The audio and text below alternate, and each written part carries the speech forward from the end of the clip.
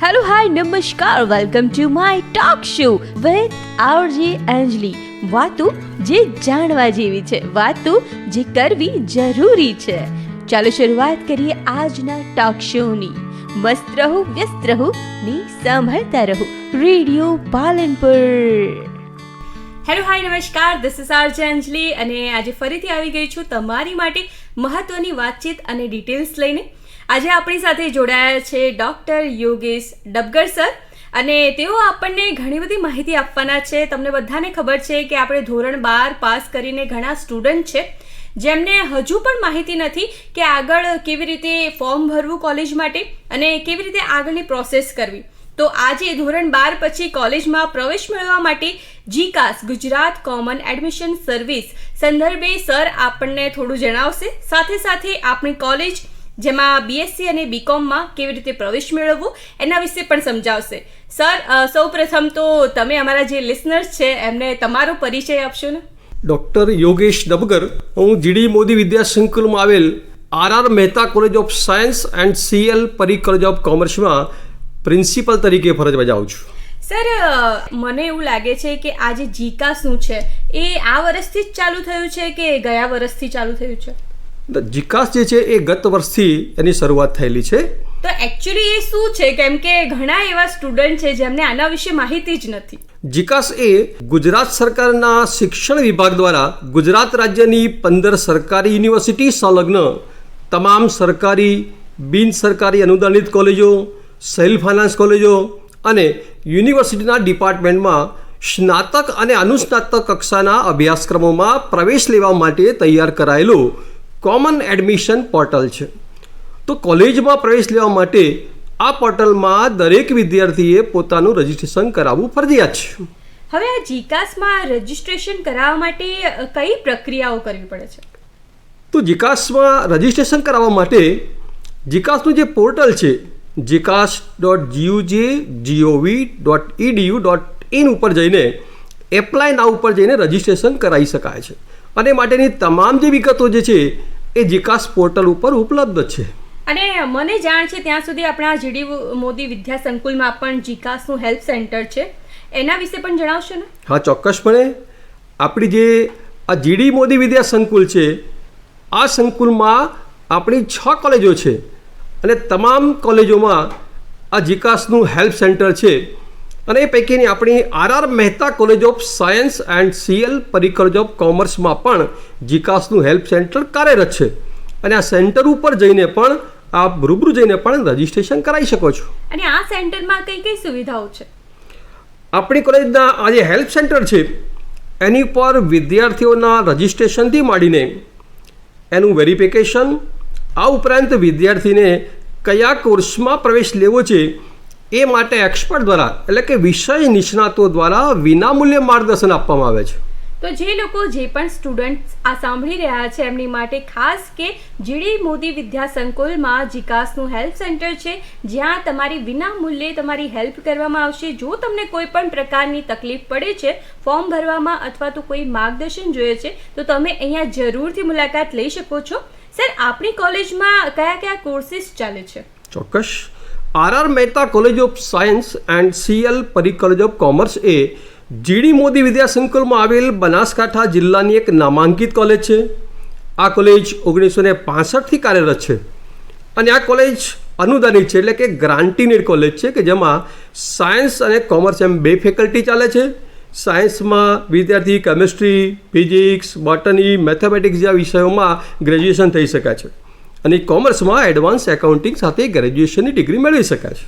Sir, આપણી કોલેજમાં સાયન્સમાં કોઈ સેલ્ફ ફાઇનાન્સ કોર્સ ચાલે છે? હા, આપણી કોલેજમાં સાયન્સમાં બેઝિક સાયન્સના જે સબ્જેક્ટ છે કેમિસ્ટ્રી, ફિઝિક્સ, મેથ્સ, બોટની, આમાં તો ગ્રાન્ટેબલ ધોરણે આ કોર્સ છે. જ્યારે એપ્લાઇડ સબ્જેક્ટ તરીકે આપણે ત્યાં માઇક્રોબાયોલોજી વિષયમાં પણ ગ્રેજ્યુએશનની સુવિધા છે એટલે કે માઇક્રોબાયોલોજી એ આપણી કોલેજમાં સેલ્ફ ફાઇનાન્સ ધોરણે ચાલતો વિષય છે.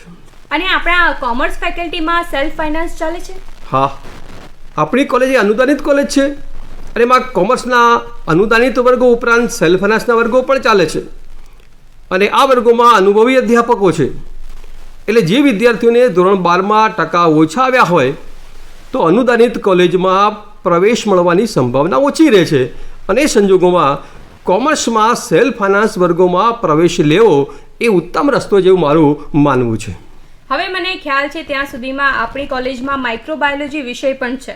હવે આ વિષયમાં આપણી કોલેજમાં કઈ કઈ સુવિધાઓ છે?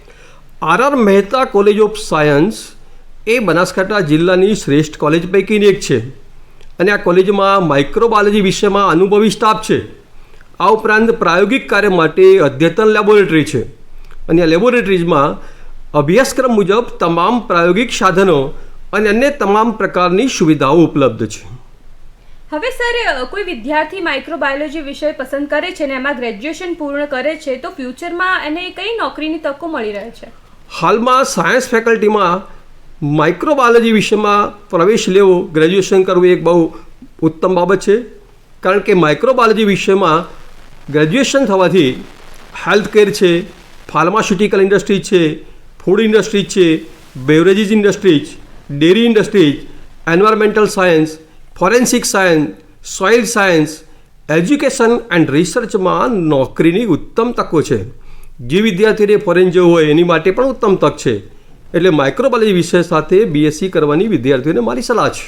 હવે બીએસસી કેમિસ્ટ્રી કોઈ કરે છે તો એના પછી એમને કઈ તકો મળી રહે છે? બીએસસી કેમિસ્ટ્રી પછી પણ નોકરીની ઉત્તમ તકો છે. ખાસ કરીને જે મિત્રોને ઇન્ડસ્ટ્રીઝમાં જવું છે, કેમિકલ ઇન્ડસ્ટ્રી છે, પ્લાસ્ટિક ઇન્ડસ્ટ્રી છે, ડાઇઝ ઇન્ડસ્ટ્રી છે, એગ્રોકેમિકલ ઇન્ડસ્ટ્રી છે, આ બધી ઇન્ડસ્ટ્રીઝમાં બીએસસી કેમિસ્ટ્રી પછી નોકરીની વિપુલ તકો છે. આપણી કોલેજમાં જો કેમિસ્ટ્રી સાથે કોઈ વિદ્યાર્થી બીએસસી કરે છે તો બીએસસી પછી એમએસસી અને પીએચડી સુધીની પણ સુવિધા ઉપલબ્ધ છે. અને બીએસસી બોટની કર્યા પછી આપણને ફ્યુચરમાં કઈ તકો મળે છે? બીએસસી બોટની મારી દ્રષ્ટિએ બહેનો માટે બહુ ઉત્તમ વિષય છે. ભાઈઓ પણ આ વિષય પસંદ કરતા હોય છે.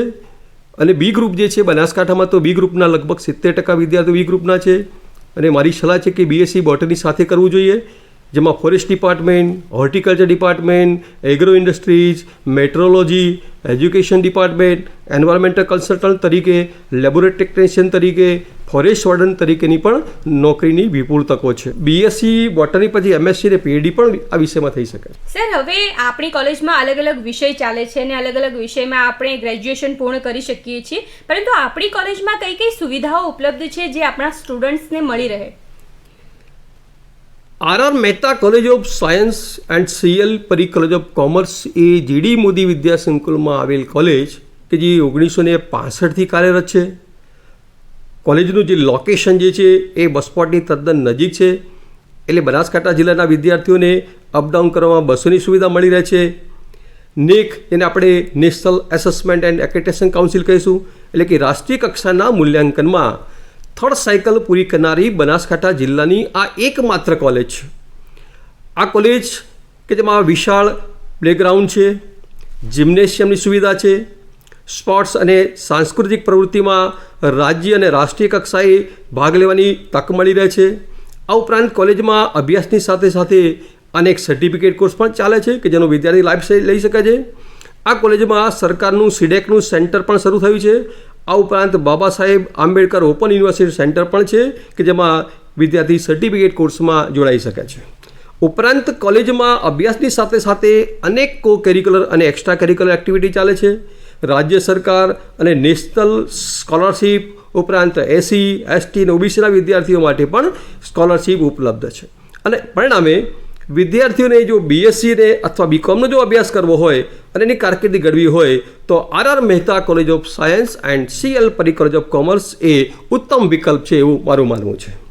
હવે આપણને સરે ઘણી બધી માહિતી આપી દીધી છે. સર, જીકાસ વિશે પણ સરે ઘણી માહિતી આપી દીધી છે.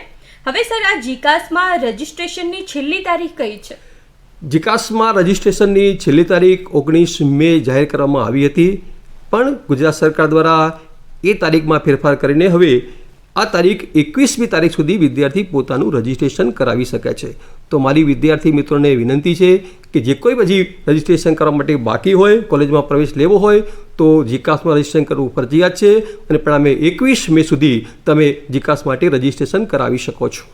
તો સરે આપણને ઘણી બધી માહિતી આપી દીધી છે અને સ્પેશિયલી જે સ્ટુડન્ટ્સને જીકાસ વિશે ખ્યાલ નહોતો, આઈ હોપ કે આ અમારી ટોક સાંભળીને તમને એના વિશે ખ્યાલ આવી ગયો હશે. જીકાસમાં તમારું રજિસ્ટ્રેશન કરવા માટે, તમારી કોલેજ પસંદ કરવા માટેની છેલ્લી તારીખ 21/5/2025 છે. આપણી કોલેજમાં એટલે કે જીડી મોદી વિદ્યા સંકુલમાં જીકાસનું હેલ્પ સેન્ટર પણ છે, જે તમને સ્ટાર્ટિંગમાં જ જોવા મળશે. તો જરૂરથી આવજો. તમને કોઈ પણ તકલીફ પડે તો તેઓ તમારી હેલ્પ જરૂરથી કરશે. Thank you so much sir, તમે આજે અહીંયા આવ્યા અને ઘણી બધી માહિતી અમારા જે લિસનર્સ છે એમની સાથે શેર કરી.